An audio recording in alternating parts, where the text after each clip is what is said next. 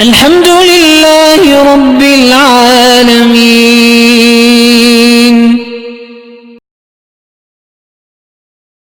چاروں ائمہ کو مانتے ہیں۔ کچھ لوگ کہتے ہیں کہ اماموں کا ماننا ضروری نہیں ہے، تو امام اگر نہیں ہوگا تو پھر اب دیکھیں نا، اب نماز پڑھیں گے، امام ہوگا یا نہیں ہوگا؟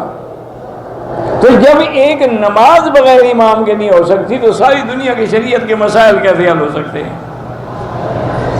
اسی طرح ایک دفعہ مولانا ثناء اللہ امرسری اہل حدیث علماء کے بڑے علماء میں سے گزرے ہیں، اللہ ان کی قبر پہ کروڑوں رحمتیں فرمائے۔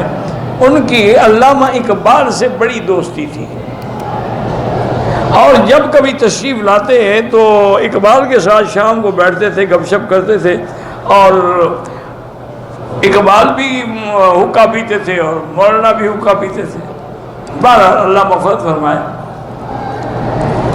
تو ایک دن ایک آدمی آیا، حضرت مولانا ثناء اللہ کو ملا، اور اس نے تقلید کا مسئلہ پوچھا کہ کسی امام کی تقلید کرنی ضروری ہے یا نہیں ہے۔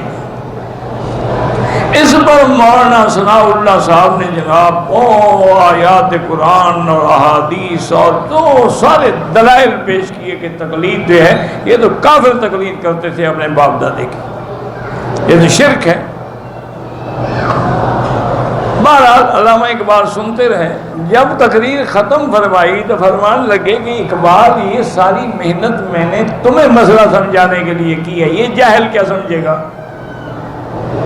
تمہیں سمجھ آیا مسئلہ؟ انہوں نے کہا جی مجھے تو سمجھ آیا ہے کہ اگر تقلید نہ ہو تو چون صلاۃ بے امام، پھر کیفیت ایسی ہوگی کہ نماز تو ہو لیکن امام نہ ہو، تو کوئی رکوع میں پڑا ہوگا، کوئی سجدے میں پڑا ہوگا، امام کے بغیر تو نماز ہی نہیں ہوتی۔ وہ اس نے کہا کہ تمہیں خدا سمجھا سکتا ہے، ہم نہیں سمجھا سکتے۔